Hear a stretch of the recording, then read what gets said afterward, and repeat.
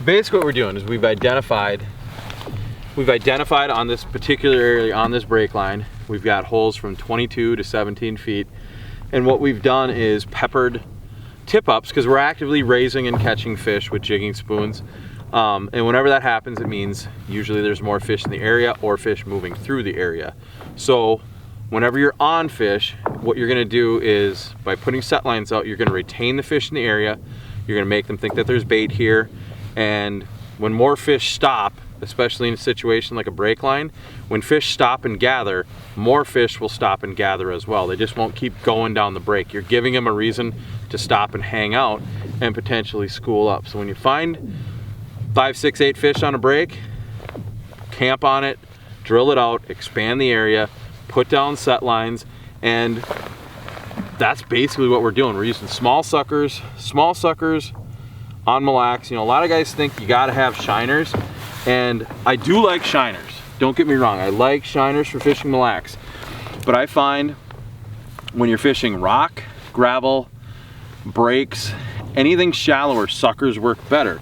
Now when you get out to the mud, that's when I prefer to use shiners, because those tulipies are literally buzzing all over out there, and a shiner emulates a young of the year tulipy or 2-year-old tulipy a lot better out there. So just kind of try to, I guess the term, match the hatch, if you will, but try to give them what they want. And I don't know why that is. I don't know why suckers work better areas than other, but it's a proven thing over, I don't know, I've been working out here 14 or 15 years now. It's just one of those deals where it's been proven season after season that suckers are better in shallower water and on rock and gravel. I'm just kind of eyeballing these, you know. I'm putting this one about a foot off the bottom, and that one's missing a flag, and that's okay. So I've got that one literally 6 inches above the bottom, and I have this one about, that ice is really cracking today. It's insane. Like, it's just ripping. Like it. What are you saying, Brad? Yeah. What? Huh? The ice is too loud. So that one's when we're staggering tip ups. When you put out your spread, that one's close to the bottom. Key set his. Key, where you got your set off the bottom? It's about a foot. About a foot. So Key's about a foot. This one's about a 2. That one's right on the bottom.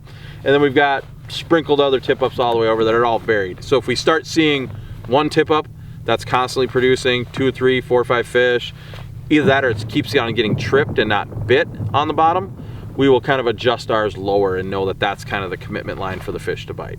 It's the same reason why not everybody should be throwing the same bait. Exactly. Yeah, like that's another frustrating one. Like one guy catches one fish on a whatever it is, and then the other 5 guys switch. It's like, what are you doing?